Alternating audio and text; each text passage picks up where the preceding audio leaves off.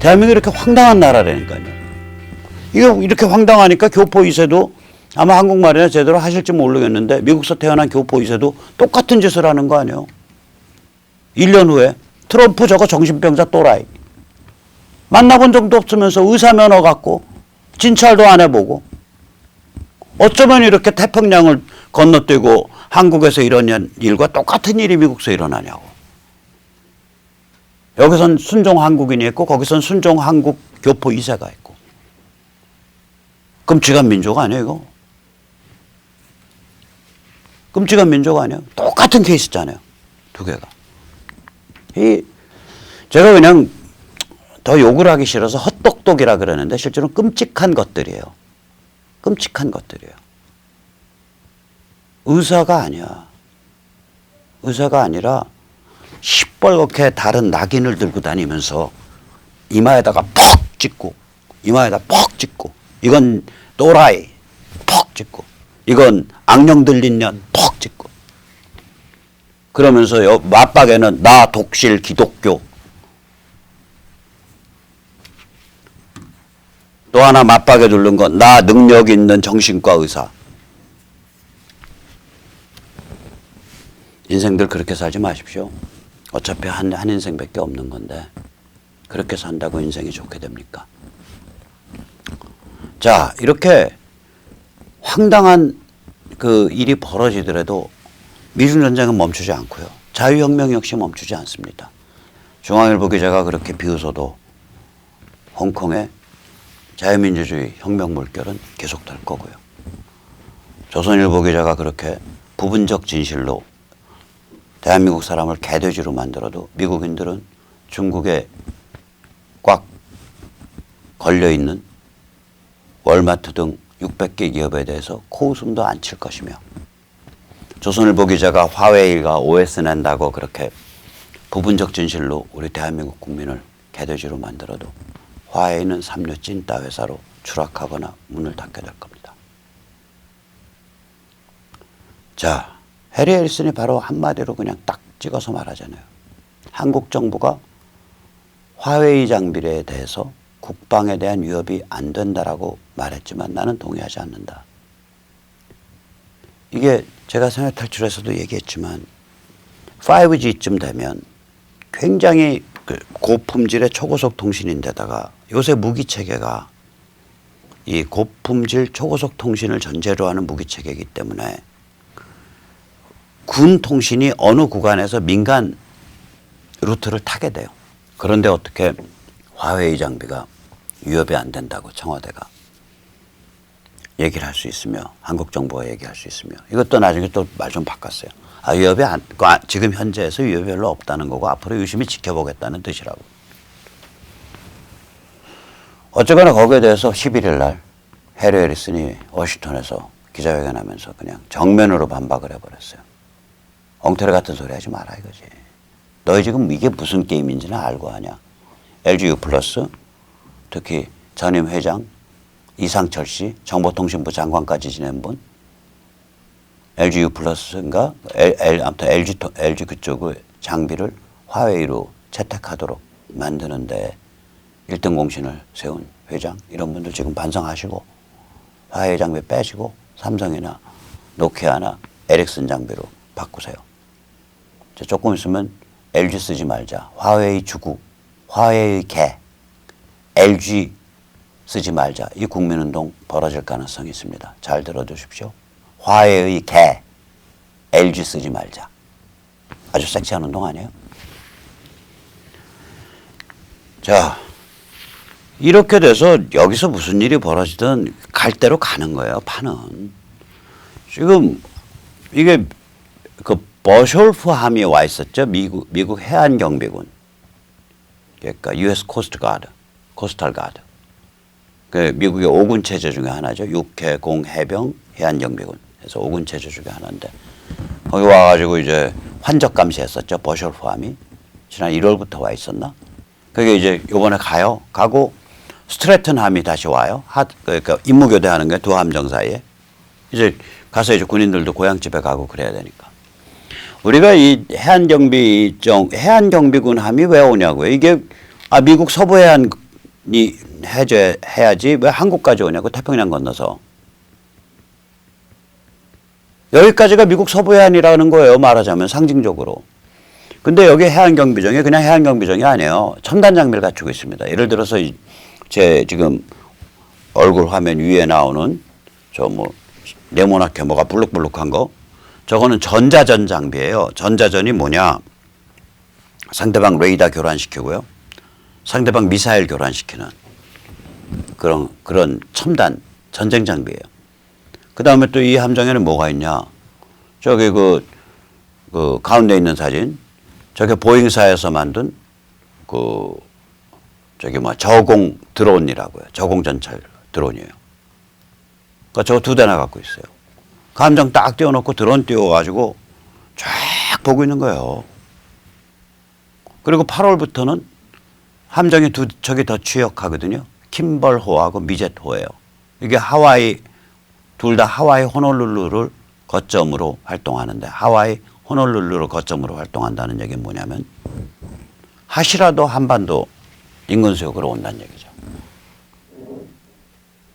그러니까 완전히 북한의 숨통 졸라서 사실상의 경제 봉쇄로 가겠다는 거예요.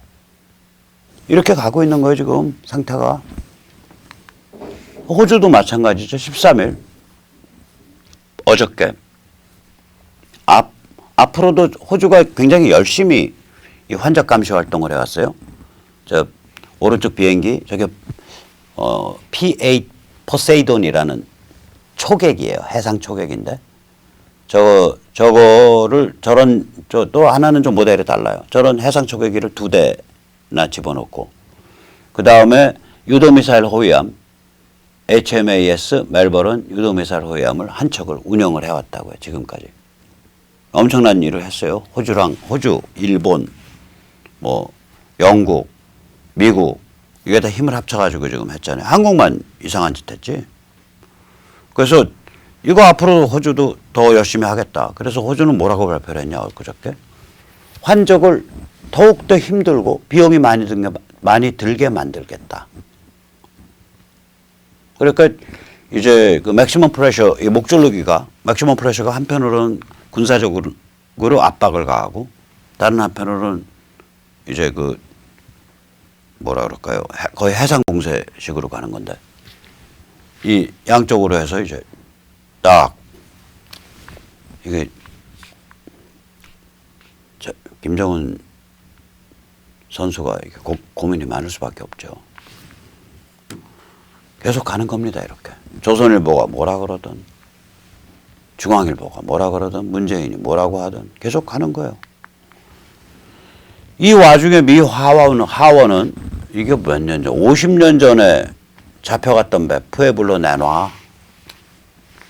이게 1968년 원산 앞바다 공해에서 납북된 미국 정찰함이에요. 조그만 배예요. 미국 주장은 그때 공해에 있었다는 건데, 공해에 없었더라도 북한이 영해라고 주장하는 지역 안에 있었더라도 배를 바깥으로 인도해서 내보내야 되잖아요. 근데 그걸 끌고 가서 선원은 고문하고 신문하면서 11개월인가 1년 가까이 있다가 내줬지만 배는 여전히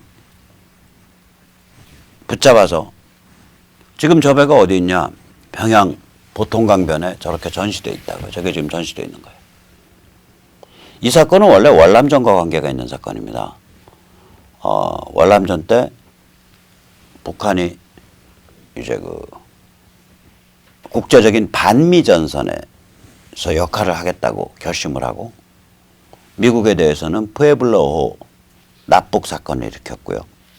대한민국에 대해서는 울진 삼척, 그 이전에는 김신조 공비 침투 사건을 일으킨 겁니다. 그러니까 월남전에 대한 북한 측의 지원, 지지의 일환으로 일어난 사건입니다. 50년 묵은 사건이거든요. 미 하원에 이번에 결의가 올라갔어요. 이거 내놔. 이거 내놔. 그러니까 지금 파면, 이게 이제 미국에 건드려서 판 게 68년까지밖에 안 판 거거든요. 파면 더 파져요, 이제. 계속 파면 더 나와요. 차근차근 이제 나가리를 쌓는 거예요, 매를. 그러니까 이제 뭐 이거 갈 때까지 간다는 얘기죠. 이런 그 일보다도 사실은 훨씬 조용한 일이지만 굉장히 중요한 일이 벌어졌습니다. 이게 이제 그 북한이나 중국에 대해서 미국이 이제 진용을 갖추는데 마지막 포석에 끝났어요. 우리 신문에서는 이거를 크게 주목을 안 했죠. 데이비드 슈틸웰 국무부 동아태 담당 차관보가 마침내 인준됐습니다. 이게 상원 인준이 필요한 자리거든요. 13일에 인준됐고요. 표결은 94대 3입니다.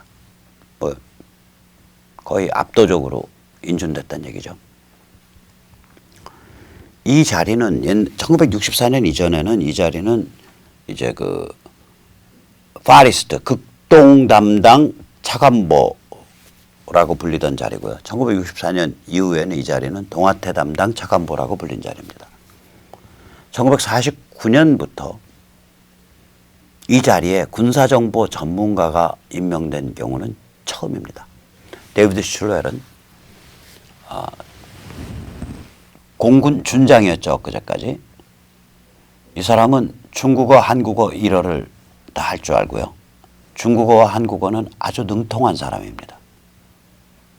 그러니까 이제 밑에서 한국계 야리꾸리한 2세들 혹은 한국계 사람들 뭐 말하자면 성킴 혹은 여기서 지금 뭐 엄청나게 떠받들어 온 그 누구죠? 조세비운 이런 사람들 썰레빨 안 통한다는 얘기예요. 이 사람이 원래 공군에서 아마 한국어 전문 특수 사병으로 근무하기 시작했을 거예요. 그러다 공군 생활이 재밌으니까 그 추천받아서 공군 사관학교에 장교 후보로 입교한 사람이에요. 미국은 그런 케이스들이 많아요. 그 오픈된 사회고 함부로 추천서 같은 거 안 써준다고요. 뭐 학맥, 뭐 혈연, 지연, 학연 이런 거 맞춰가지고 막 추천서 가라로 써주고 그런 게 없어요. 거기는. 너 나 언제 봤는데 이런 시간이에요. 집안에서 아버지 아들 관계도 그런데 그 뭐 한 1년 있다가 저기 출장 갔다가 왔는데 아버지는 그냥 앉아가지고 저기 무슨 미식축구 테레비 경기 보면서 맥주깡 빨다가 왔냐? 그래 저기 피자 먹다가 남아있는 거 있으니까 잘 챙겨 먹어. 체하지 않도록 먹어라. 저게 지금 터치다운이네 이러는 사람들이에요. 저게 굉장히 쿨하다고요. 가족 간에도 그러는데 그런데 그렇게 쿨한 대신에 관대해요. 우리가 왜 그 걸프전 때 그 영웅 있었죠. 파월 그 흑인 장군. 파월도 그런 케이스일 거예요. 그 하사관인가 사병이었는데 위에 장교가 보니까 얘가 저기 머리가 똑똑하고 성실하고 근성이 있거든. 그러니까 불러가지고 야 너 혹시 사관학교 안 가볼래? 내가 추천서 써줄게. 그래서 추천서 받아서 그 웨스트 포인트가 나왔을 거예요. 그런 경우들이 많아요. 그러니까 키워줄 만한 사람이다 그러면 자기랑 아무 혈연, 학연, 지연이 없어도 키워줘요. 또 자기랑 혈연, 학연, 지연이 아무리 가까워도 뭐 부자지간, 뭐 부녀지간, 뭐 모자지간, 모녀지간이라도 그럼 사람은 고생 좀 해보고 좀 겪을 거 다 겪어봐야지 사람 되는 거야 하고 내돌린다고요. 밖으로. 그러니까 인생이라는 게 그런 거라고 생각하는 그런 문화가 있다고 여기가. 그래서 이 사람이 원래 사병이라고 저는 알고 있어요. 혹시 다르면은 그 댓글에 말씀해 주세요. 언어 한국어 전문 사병이니까 그러니까 아마 짐작컨대 무슨 어떤 계기가 있어서 아마 한국서 잘했거나 이래서 한국어를 꽤 잘했을 거예요. 그래서 그걸로 공군에 인연을 맺었고 거기서 다시 이렇게 여러 가지 재능이라든지 근성이라든지 능력이 인정받아서 공군 사관학교를 거쳐서 파일럿 조종까지 했고 지금 그다음에 이제 그 파일럿 조종사 하다가 그리고는 이제 정보 군사 분석으로 빠져서 이 사람이 예를 들면 베이징 주재 미국 대사관의 뭐라 그러죠? 무관인데 군사정보 담당 무관으로 근무를 오래 하고 그래요. 이 사람은 그야말로 언어적 측면에서도 그렇고 중국은 아주 능통하다 그래요. 그러니까 이 중국, 북한 동북아의 군사정보 전략 전문가라고요. 참고로 이 자리, 동아태 담당 차관보란 자리에 군인 출신이 있었던 거는 이 슈틸레를 빼고 딱 한 명 있습니다. 아미티지가 있는데 아마 1980년대나 80년대 후반, 90년대 초반 이럴 거예요. 이 아미티지는 군인은 군인인데 이 사람 뭐 하던 사람이냐면 월남전 때 해군인가 어디 장교였는데 무슨 정보장교가 아니고 일선 장교였어요. 근데 이 뭐라 그럴까, 그러니까 주민, 피난민, 선무 이렇게 보도만 안아주고 잘 다루고 여기 아주 뛰어났다고요. 그래서 월남어를 아주 능통하게 하게 되고 그러다 보니까 국무부 쪽에서 월남 쪽 이거 다루고 이 동남아 다루고 거기에 전문적인 사람이 누구야? 보니까 국무부 내부에 없는 거예요. 그래서 아미티즈가 그 월남에서 그런 그 대민 작업 주로 이런 거 잘하고 거기 문화나 언어에 잘 안다 그래서 그게 인연이 돼서 국무부에 발탁돼 갖고 얼레벌레 해 갖고 국무부 동아태 담당 차관보로 했어요. 그러니까 이 칼라가 전혀 다르죠. 데이비드 슐렐은 손꼽히는 중국, 북한, 대한민국 동북아 군사 정보 전략 전문가라고요. 그냥 얼레벌레 돼서 한 사람이 아니에요, 이 사람은. 그러니까 진짜 이거 무슨 시그널을 보내는 거냐면 이거 뭐라고 해석을 해야 되냐면 미국이 스티브 배넌이 얘기했듯이 북의 핵과 미사일을 미중 전쟁의 부분 집합으로 본다는 거예요. 다시 말하자면 중국을 무력화시키면 북한 접수 평정할 수 있고 깨끗하게 핵미사일 도려낼 수 있다 이렇게 본다는 거예요. 두 번째로는 북의 핵과 미사일을 국무부면 외교부 아니에요. 우리로 치면. 외교 비즈니스가 아니고 군사 비즈니스다라고 본다는 거예요. 그러니까 우리로 치면 외교부에 그런 자리가 있는지 몰라도 중국과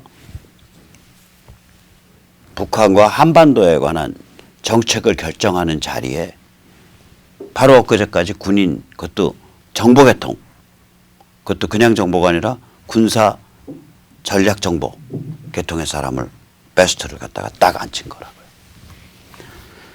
자, 이게 뭐를 의미하겠어요?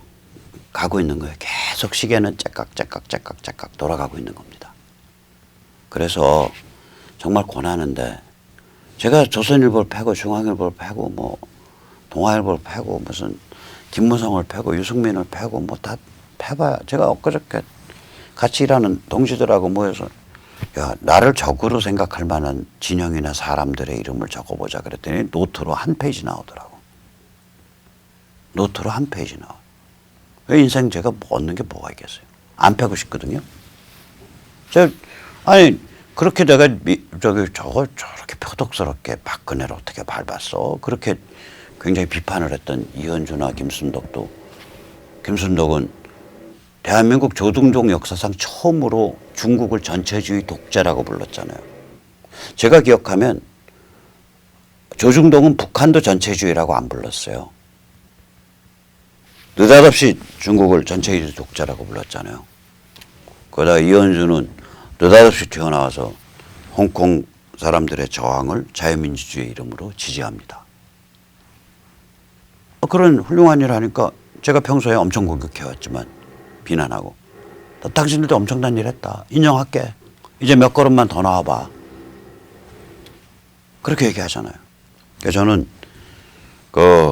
좀 이런 사회 저보다 훨씬 더 영향력이 크고 비교할 수도 없이 영향력이 큰 기관 혹은 사람들이 좀 제대로 된 방향에서 제대로 된 입장에서 생각하고 발언하고 행동해 주기를 바랍니다. 아마 그 마음은 다 저희 시청자님들 다 똑같을 것 같습니다.